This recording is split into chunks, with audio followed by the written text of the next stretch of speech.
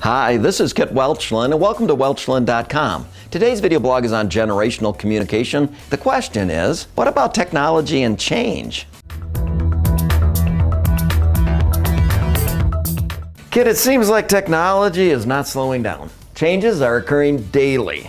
It's hard enough to keep up, let alone lead. I'm constantly juggling multiple priorities, and I'm not much of a juggler. Multitasking really isn't my thing.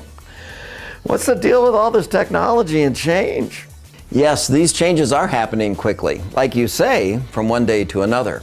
Yesterday, technology created the fear of the elimination of jobs. Tomorrow, technology will help create jobs. However, your partner may be a machine. You will need to become a good man-machine partner. And with the development of the internet, much of the work world will become online.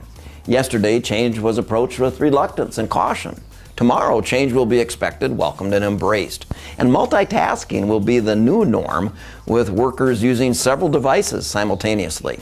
Yesterday, innovation was a process of research and development and trial and error. Tomorrow, innovation will be more agile and be based on iteration, testing, and reiteration. The younger generations grew up as digital natives and will be very comfortable and confident using the technologies of tomorrow.